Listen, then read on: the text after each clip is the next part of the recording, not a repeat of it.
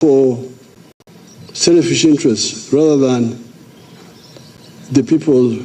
There are people who are suffering. So that is in the book of Exodus. Then in the Church of Uganda prayer book, on page 5, it says in the local languages, balekanga bibasande kukola, nibakola bibatasande kukola, n'amazima tugali mu bo. They left undone what they ought to have done, and they did what they ought not to have done, and there's no truth in them. This is the problem. This is what Rukogota was talking about. The false start in Africa.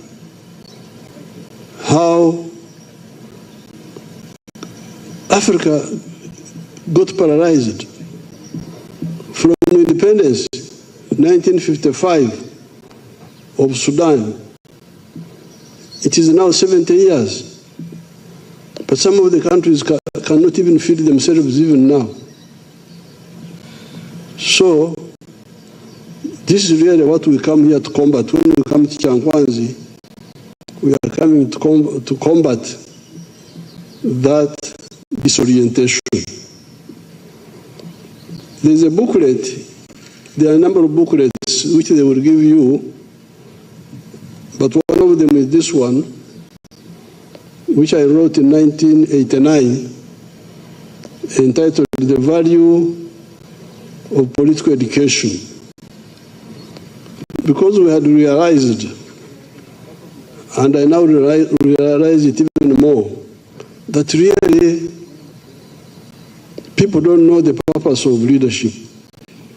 They just come, leader, but they don't know. Now, that's why I had started seeing this in 1989. When we came into the government, then I wrote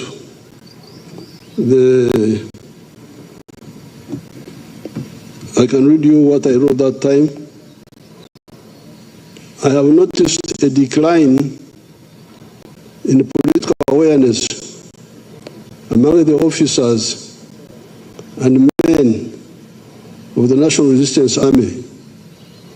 And this has been caused by the following factors. A, the expansion of the NRA since we entered Kampala, the numbers. 2, exposure to the pressures and influences of the wider Ugandan society, which was not the case before in 1986, certainly not on such a scale. The main factors in this connection are businessmen seeking to use our offices to enhance their own enterprises. This was new. In the bush, we were alone fighting. But when we came, the businessmen descended on us. 2, criminals seeking to use our soldiers or offices to advance their criminal interests. 3, our extended families seeking to use us to gain wealth in the same way the old armies used to generate money for themselves and their clans. C, weakness in the methods we use to teach our officers and men the essentials of political education as opposed to political propaganda. Be careful here. Political education is knowledge. Propaganda is just exciting people. D, the reactionary inclinations of some of our officers and men who yield to the temptation to serve their interests over and above the interests of society at large or the army. Then I continue on page 2. The failure to grasp the NRM political line has caused a lot of weakness, which are potentially dangerous for the discipline and national contribution of the army.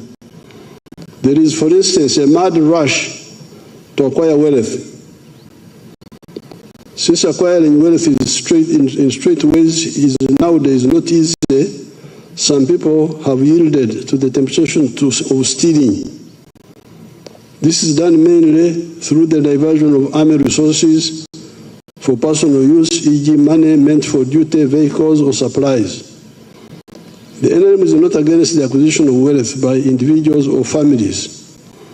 Recognize the principle of using various forms of ownership and production to develop the countries. Specifically, we recognize the following forms of ownership and production: personal property, e.g. radios, furniture; private property, e.g. land, shops, livestock; cooperative property; partnership property; corporate property; state property. So I was telling our officers that people need property, but they must get it in clean ways.